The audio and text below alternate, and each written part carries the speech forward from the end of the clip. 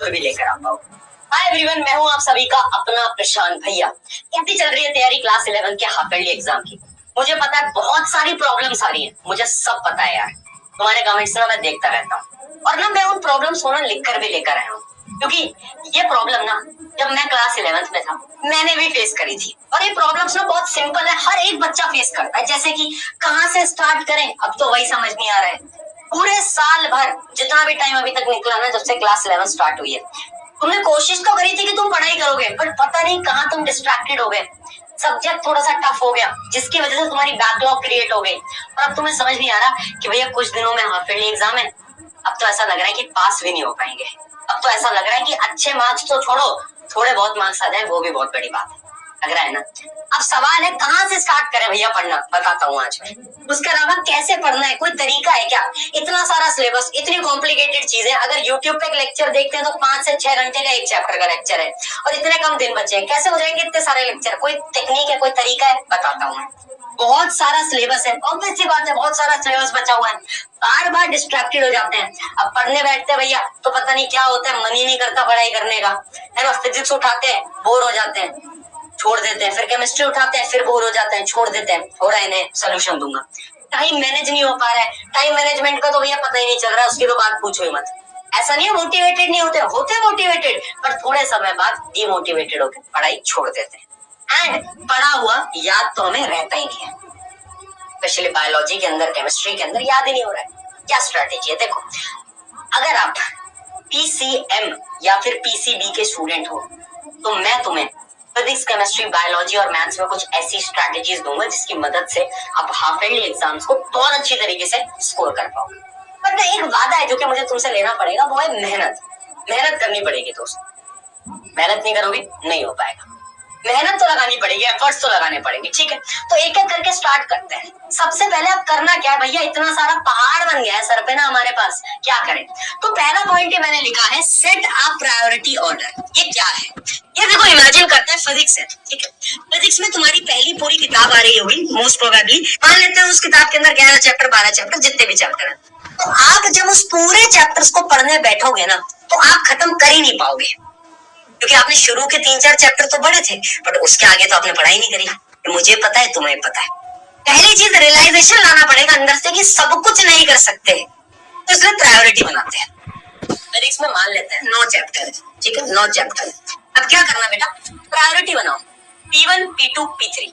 P1 वो है जो कि बड़े इंपॉर्टेंट चैप्टर है ना? आपको पता होता है कि सबसे इंपॉर्टेंट चैप्टर क्या है। जैसे रोटेशन वाला चैप्टर एक इंपॉर्टेंट टॉपिक है, इंपॉर्टेंट चैप्टर है। लॉ ऑफ मोशन एक इंपॉर्टेंट चैप्टर हो जाता है, आपको पता है, ठीक है? तो इस कॉलम में आप वो चैप्टर्स लिख दो, वो 3-4 चैप्टर्स लिख दो जो कि बड़े इंपॉर्टेंट है, उनसे क्वेश्चन आने ही आने। फिर P2 में आप वो 2-3 चैप्टर लिखो जो कि थोड़े ऐसे ही हैं, जो उतने नहीं पूछे जाते। और लास्ट में आप 2-3 वो चैप्टर लिखो जिनसे क्वेश्चन पूछे ही नहीं जाते। भैया हमें कैसे पता चलेगा कि किस चैप्टर से हमारे स्कूल में पेपर आएगा, किससे नहीं आएगा? अरे एक छोटा सा काम करो, स्कूल के किसी टॉपर से पूछ लो, या तो हाफ ईयरली एग्जाम जो लास्ट ईयर हुआ था तुम्हारे स्कूल का, उसका पेपर देख लो, पता चल जाता है। और वैसे पता होता है सबको कि अच्छा ये 2-3 चैप्टर इंपॉर्टेंट है, 2-3 नहीं, इतना पता है, ठीक है? तो P1, P2, P3 बना लिया। अब ना एक छोटा सा काम करना पड़ेगा, थोड़ा दिल पे बोझ लगेगा, बट कर देना कि इस P3 को कट कर देना। सब कुछ पढ़ना इस समय पे इज नॉट प्रैक्टिकली पॉसिबल, ये हमें रियलाइज हो गया है। P3 हम नहीं करेंगे। इसमें वेक्टर्स वाला चैप्टर हो सकता है, या फिर कोई ऐसा प्रोजेक्टाइल हो सकता है जिसका क्वेश्चन नहीं आ रहे हैं आपके स्कूल के पेपर के अंदर, उनको आप काट दिया, ठीक है? बच गए ये, है ना? अब सबसे पहली प्रायोरिटी है हमारी P1 को कंप्लीट करना। मान लो आपके एग्जाम सिर्फ 3 दिन में, 4 दिन में, तो आप P2 भी नहीं कर पाओगे, आप P1 ही कर पाओगे। तो इसलिए प्रायोरिटी सेट करो, सबसे पहले P1 करना, फिर P2 करना। P3 तो कर ही नहीं पाओगे, इतना तो टाइम है ही नहीं। तो सिंपल सा सोल्यूशन है, पहले P1 फिर P2, इतना काम करना। हर एक सब्जेक्ट में same strategy, chemistry, physics, biology, math, सब में सिर्फ इतना सा काम करना है। कर लोगे, कर लोगे। अगर ये प्रायोरिटी ऑर्डर सेट कर दिया ना तुमने, तो आधा काम तो वहां खत्म हो जाएगा। क्योंकि तुम्हारे साथ प्रॉब्लम क्या है ना, तुम सोचते हो ये कर लेते हैं, नहीं, फिर ये वाला चैप्टर कर लेते हैं, अच्छा फिर ये पढ़ लेते हैं, फिर वो पढ़ लेते हैं, उससे कुछ नहीं हो पाता, कुछ नहीं हो पाता, ठीक है? दूसरी चीज, पढ़ाई में मन नहीं लगता, आप सुनो, सब्जेक्ट रोटेशन एक मेथड होता है, मैं अपने टाइम पे फॉलो किया करता था। वो मेथड क्या करता था ना, मैं फिर मैंने बीच में केमिस्ट्री पढ़ ली, फिर मैंने बीच में केमिस्ट्री पढ़ ली, ठीक है, बट मैं 1 घंटे में केमिस्ट्री से बोर हो जाता था, तो 1 घंटे केमिस्ट्री पढ़ती, मैं केमिस्ट्री को करता था बंद और मैं मैथ्स उठा लेता था, क्योंकि मैथ्स मुझे ठीक लगती थी, तो मैं मैथ्स पढ़ता था 1 घंटे, फिर उसके बाद मैं वापस से केमिस्ट्री में स्विच होता था। केमिस्ट्री को अगर मैं सोचूंगा कि पूरे दिन में आज केमिस्ट्री पढ़ूंगा तो पॉसिबल नहीं है, क्यों? क्योंकि मेरा बोरिंग सब्जेक्ट है ना, उसमें पूरे दिन में नहीं पढ़ सकता, इसलिए सब्जेक्ट को रोटेट करो, स्विच करो कि अच्छा पहले ये, फिर ये, फिर ये, फिर ये, फिर ये, फिर ये, rotation, rotation, that is important, rotation करना पड़ेगा, that is very very very important. तो सब्जेक्ट रोटेशन से ना वो जो तुम्हें आलस आता है, वो जो तुम डिस्ट्रैक्टेड होते हो, जो तुम्हारा मन नहीं करता, ये सब कुछ सॉल्व हो जाएगा, सब कुछ, ठीक है, सब्जेक्ट रोटेशन हो गया। अब भैया ये बताओ फिजिक्स केमिस्ट्री बायोलॉजी पढ़नी कैसे है, तो एक एक करके बात करते हैं। फिजिक्स, भाई सुनो, जितना टाइम तुम्हारे पास है, तुम 11वीं के बच्चे हो, इसी चैनल के ऊपर फिजिक्स के हर एक चैप्टर के वन शॉट बने हुए हैं, जितना तुम्हारे हाफ ईयरली में सिलेबस आ रहा है, पूरी प्लेलिस्ट है। ज्यादा बड़े वन शॉट मत देखना, YouTube पे आपको एक चैप्टर के वन शॉट 5 से 6 घंटे के भी मिल जाएंगे, और जो मैंने बनाया है वो तुम्हें 3 घंटे के भी मिल जाएंगे। 5 से 6 घंटे के अब मत देखना, क्योंकि 5 से 6 घंटे में जेईई नीट की बातें होती हैं, बट अभी हमें हमारे स्कूल के एग्जाम में पास होना है, एटलीस्ट उसमें मार्क्स लाना है, वो हमारा मेन लक्ष्य है, गोल है। तो हमें क्या करना है, हमें छोटे वन शॉट देखने हैं, मैंने बना रखे, देख लेना। सिमिलरली केमिस्ट्री और बायोलॉजी में वो छोटे वन शॉट तुम्हें ढूंढने पड़ेंगे, जिस भी टीचर तुम जिससे भी तुम पढ़ रहे हो, वो छोटे वन शॉट ढूंढो, है ना, ऐसा नहीं होना चाहिए वो 10 घंटे के 11 घंटे के, वो मत करना, छोटे वन शॉट ढूंढो, ठीक है। फिर क्या करना, अगर मैं फिजिक्स की बात करूं, जितनी भी डेरिवेशंस हैं, अगर तुम मेरा लेक्चर देख रहे हो, मैंने एक एक डेरिवेशन जो स्कूल में पूछी जाती है वो डिटेल में पढ़ाई हुई है, वो सारी डेरिवेशन की एक बार प्रैक्टिस कर लेना, मेरे साथ साथ लेक्चर में देख लेना, साथ साथ प्रैक्टिस कर लेना। फिर कुछ मत करना, डायरेक्टली जितने भी क्वेश्चंस मेरे लेक्चर में, अगर तुम मेरा लेक्चर देख रहे हो उसमें एनसीईआरटी क्वेश्चन कवर है, तो आपको वो करने की जरूरत नहीं। फिर आपको क्या करना है, आपको बस पीवाईक्यू करना है, प्रीवियस ईयर क्वेश्चन जो आपके स्कूल के पेपर के हो सकते हैं, या फिर कुछ इंपॉर्टेंट क्वेश्चन, उसके लिए आपको एक बुक लगेगी। अब उस बुक का सोल्यूशन भी आज की वीडियो में मैं तुम्हें दे दूंगा, रुक जाओ अभी, ठीक है।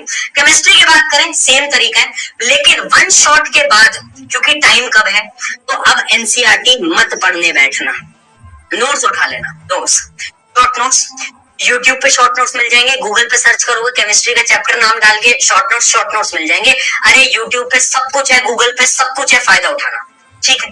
अगली चीज, न्यूमेरिकल जितने भी केमिस्ट्री के होते हैं उनकी थोड़ी बहुत प्रैक्टिस कर लेना, बट मेन फोकस करना रिएक्शंस जितने भी है उन पे फोकस करना, और फिर आपको क्वेश्चन प्रैक्टिस करनी है, वो मैं आपको बताऊंगा कैसे करनी है। चलो बायोलॉजी की बात करते हैं, वन शॉट करा, अब वन शॉट के बाद एनसीईआरटी रीड करना इंपॉर्टेंट है। बायोलॉजी में आप एनसीईआरटी स्किप नहीं कर सकते, वो आपको रीड करना ही पड़ेगा, ठीक है। डायग्राम्स, कीवर्ड्स, ये सब आपको पता है, मुझे बताने की जरूरत नहीं, अब तुम बड़े हो गए, छोटे बच्चे नहीं रहे हो, ठीक है। पीवाईक्यू, फिर आगे बात पीवाईक्यू की, यानी अगर आप एक फ्लो देख रहे हो, छोटे वन शॉट, कुछ में एनसीईआरटी पढ़नी है जैसे बायोलॉजी, बाकी में एनसीईआरटी नहीं पढ़नी है। फिर उसके बाद क्वेश्चन प्रैक्टिस। भैया क्वेश्चन प्रैक्टिस का सही तरीका क्या है, कहां से क्वेश्चन लाए? हमने एक किताब ये ले ली, एक किताब वो ले ली, एक जेईई की किताब ले ली, नीट की किताब ले ली, आखिर स्कूल के एग्जाम के लिए कोई किताब है? तो अगर तुम्हारे पास कोई किताब है तो वेल एंड गुड, नहीं है तो मैं तुम्हारे लिए किताब लेकर आया हूं, मैं लॉन्च कर देता हूं। लास्ट ईयर भी किताब लाया था, तुम्हारे सीनियर्स भी बहुत मदद हुई, मेरे पास इतने प्यारे फीडबैक आए थे, उन्होंने बोला था भैया क्लास 11 से मेरी आसान हो गई, मजा आ गया क्लास 11 के अंदर, और वही किताब में चेंजेस करे साल, जो फीडबैक आए थे लास्ट ईयर, है ना। फिजिक्स की भी, केमिस्ट्री की भी, बायोलॉजी की भी एक ऐसी किताब बनाई है जिससे कि आपकी physics, chemistry, biology school level की एकदम क्लियर हो जाएगी। जितने भी डेरिवेशंस हैं वो सब आपको इसके अंदर मिलता है, इंपॉर्टेंट क्वेश्चन मिलते हैं, जो आपके स्कूल में सवाल आ सकते हैं वो आते हैं, आपको इधर नहीं बनना। एक जगह पे मैंने एक ऐसी किताब बनाई है जिससे आपको सब कुछ मिलेगा, ठीक है। तो मैं ये किताब लॉन्च कर रहा हूं, ठीक है, एक बार उसके फीचर बता देता हूं फटाफट से, सिंपल सी चीज है, हमने फिजिक्स की भी लॉन्च करी है, केमिस्ट्री की भी करी है, और बायो की भी करी है, बेस्ड ऑन लेटेस्ट सिलेबस, ठीक है। लास्ट ईयर हमने इसको लॉन्च करा था, बच्चों का बहुत प्यार आया, छोटे छोटे फीडबैक्स आए, उन फीडबैक्स को मैंने देखा, बुक के अंदर बहुत चेंजेस करे, और फिर से इस साल लॉन्च कर रहा हूं, ठीक है। अब सुन लो इसमें क्या क्या मिलेगा। पढ़ने के लिए टॉपिक नोट्स, हर एक चैप्टर के शुरू में शॉर्ट नोट्स मिल जाएंगे, तो अगर आपके पास शॉर्ट नोट्स नहीं है टेंशन मत लो, केमिस्ट्री और बायोलॉजी आप इन शॉर्ट नोट्स से रिवाइज कर सकते हो। फिजिक्स में शॉर्ट नोट्स उतने बेटा काम नहीं आते, सिर्फ डेरिवेशंस काम आती है, वो तुम्हें लेक्चर में मिल जाएंगी, लेकिन केमिस्ट्री और बायोलॉजी के लिए टॉपिक नोट्स बड़े इंपॉर्टेंट होते हैं, तो केमिस्ट्री और बायोलॉजी आप यहाँ से डायरेक्टली पढ़ सकते हो।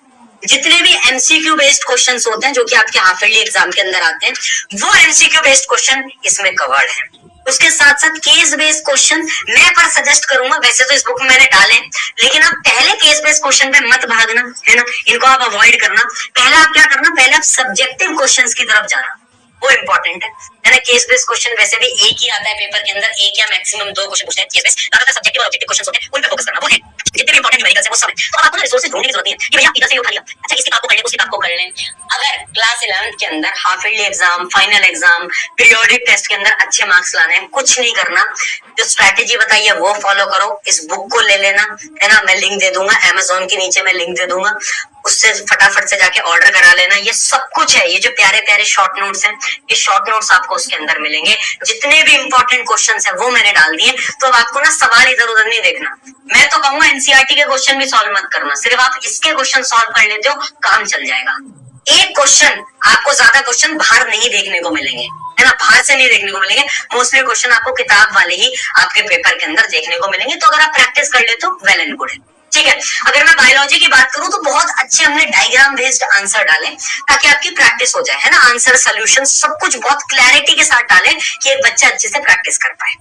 ये सब कुछ डाल दिया एक किताब के अंदर, ठीक है। आपके सामने मैं लॉन्च भी कर देता हूँ। ये किताब का प्राइस है, बट मैं एक लिंक दे दूंगा अमेज़न की, 599 को काट के एक बुक की प्राइस हो गई है 539, है ना। ये फिजिक्स की क्वेश्चन बैंक है, इसकी प्राइस है 539, ठीक है। थोड़ी मोटी किताब है क्योंकि 11th में बहुत सारा सिलेबस हो गया है यार, है ना। तो एक ही किताब के अंदर आपकी दोनों बुक्स आती है फिजिक्स की।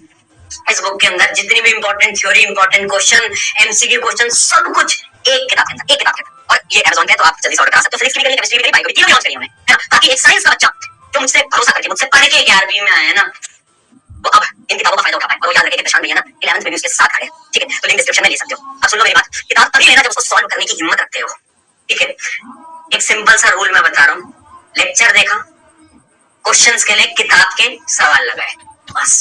अगर ये 2 स्टेप्स भी कर रहे हो ना तुम, हाफ ईयरली एग्जाम आपका खत्म है। फिर हाफ ईयरली एग्जाम में 80% तुम्हारे तय, 90% तुम्हारे तय। अगर ये 2 स्टेप भी कर रहे हो तो तुम इन 2 स्टेप्स को, एटलीस्ट इन 2 स्टेप्स को बचे हुए टाइम में कर लेना, काम बन जाएगा, काम बन जाएगा, ट्रस्ट मी, हो जाएगा। एंड मुझे पता है तुम बहुत मेहनती लोग हो, तुमने 10th में भी मेहनत करी थी, एंड आई नो तुम 11th को भी फोड़ दोगे। कभी कभार ना लाइफ में डाउनफॉल आता है, और डाउनफॉल के बाद ना ऊपर उठने का टाइम भी आता है। तुम्हारे ऊपर उठने का टाइम आ गया दोस्त, जाओ पढ़ाई करो, लिंक इन द डिस्क्रिप्शन, और दो।